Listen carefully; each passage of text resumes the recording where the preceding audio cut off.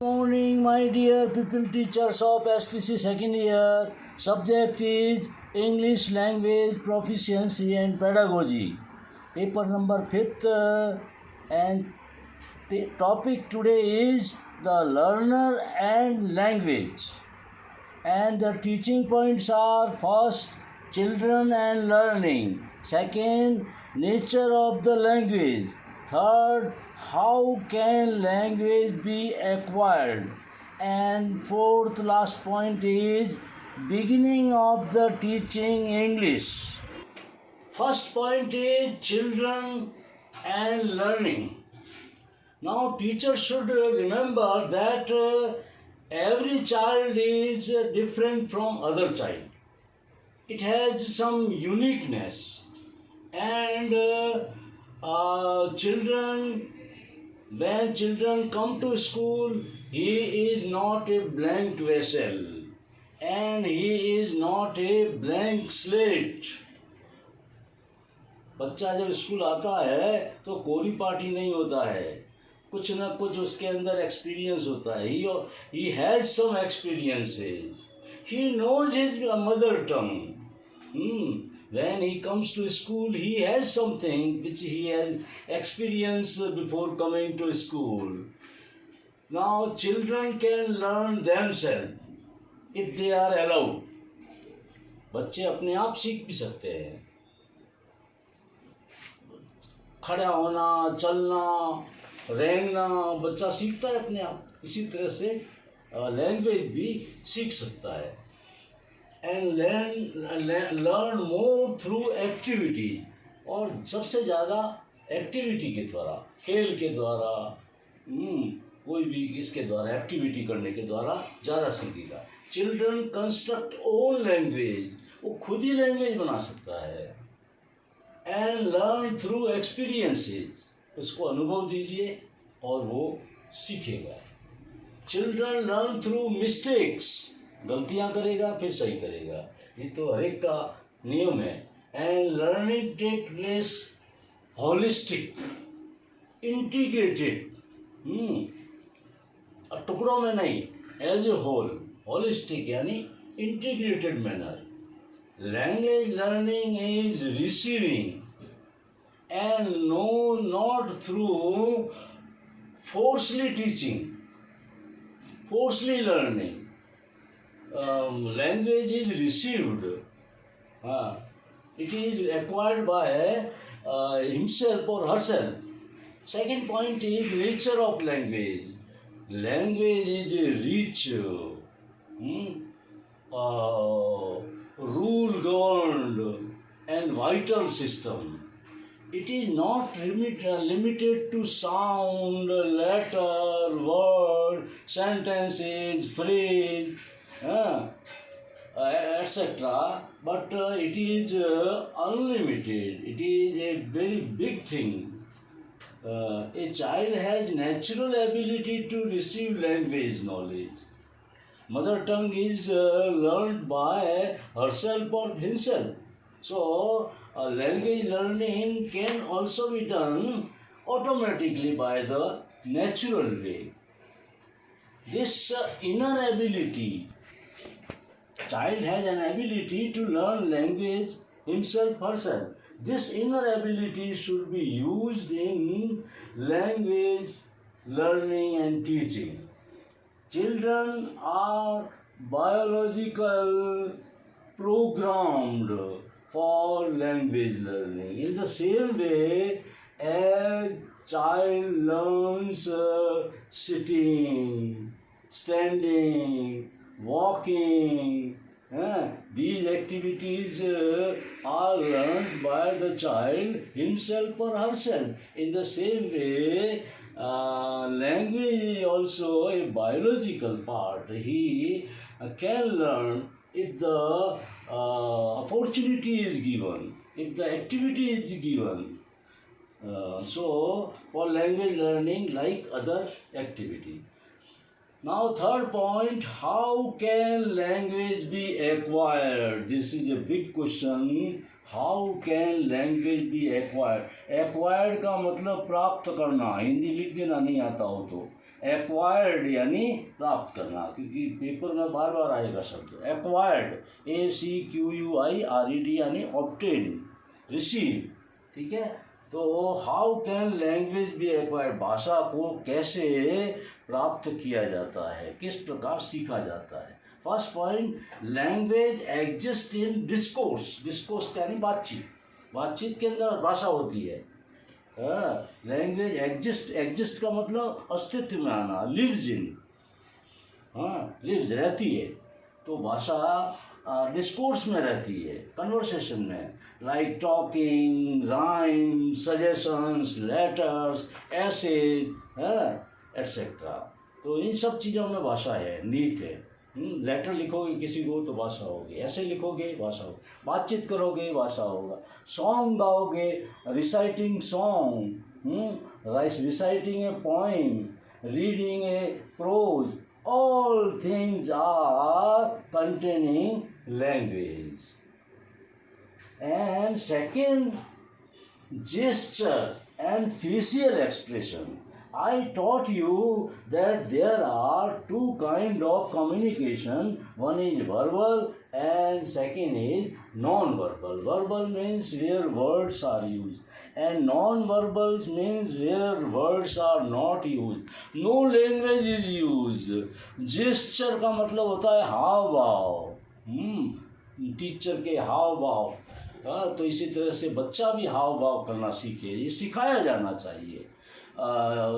Facial expression, facial expression से हमारे चेहरे से हम प्रसन्नता भी अनुभव कर सकते हैं, क्रोध भी अनुभव कर सकते हैं, आश्चर्य भी अनुभव कर सकते हैं।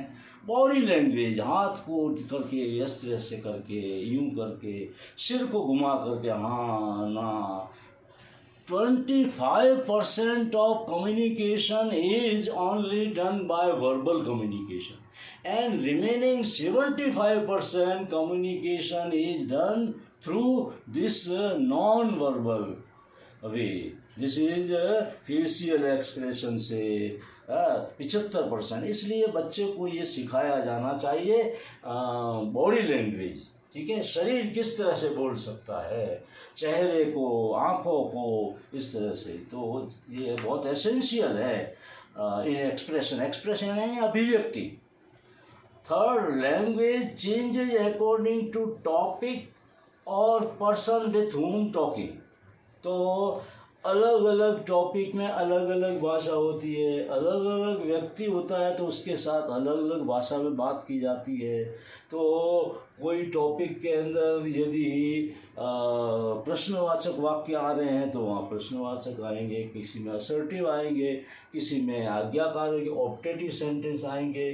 तो अलग अलग विषय पे अलग अलग भाषा होगी, कहीं प्रेजेंट कंटिन्यू होगा, कभी पास्ट टेंस होगा, कभी फ्यूचर होगा। व्यक्ति यदि हमारे से बड़ा है तो उसको आदर रूप भाषा से काम में लेंगे, छोटा है तो उसके हिसाब से काम में लेंगे, और यदि रेस्पेक्टेड है, टीचर है तो सर कहेंगे, और यदि कोई जज है तो मी लॉर्ड कहेंगे। अलग अलग भाषा अलग अलग काम में ली जाती है, हर एक के साथ एक जैसी भाषा नहीं होती है। Language changes according to topic and person to whom you are talking. तो different language is use in different context, context यानी संदर्भ। And language skills are acquired by using them, not by teaching, not by teaching them, ठीक है। Teaching के द्वारा, theoretical teaching, not by theoretical teaching. तो skills कौन सी है? Listening, speaking, reading and writing. ये चीज़ें नेचुरल है, इनको जो है थ्योरी के द्वारा नहीं पढ़ाया जा सकता है। These should be taught by doing, learning by doing means through activities, इनको सिखाया जाना चाहिए। And language is acquired in sequence, इनको सीक्वेंस में होता है। पहले लिसनिंग आता है, फिर स्पीकिंग आता है, फिर रीडिंग आता है, फिर राइटिंग आता है। इसी सीक्वेंस में हम इनको सीख सकते हैं। तो लैंग्वेज इज लर्नड और acquired in sequence. Student should be given enough opportunity to listen. Yani you have to speak and he listen. Then motivate him to speak. Then he speak. Then reading come first, and then at last writing. Not starting A, B, C. No, this is not the modern method. This is old method. 6 language acquisition in prapti. Language obtaining is a natural as a child learns other activity like walking, crawling, etc. 7th point, in teaching English as a second language, ESL.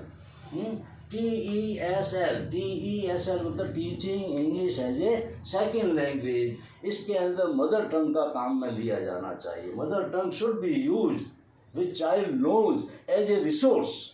वो पहले से ही उसके पास है तो उसको use किया जाना चाहिए. स्टार्टिंग के अंदर इंग्लिश पढ़ाओ. In starting if you teach English then mother tongue should be used. And 4th major point, beginning of teaching English. When should teaching English be started? So this is English is a global language, यानी world language. It is a lingua franca. Lingua franca means कड़ी, linking, link. ये सबके आपस में बोलने की कड़ी है.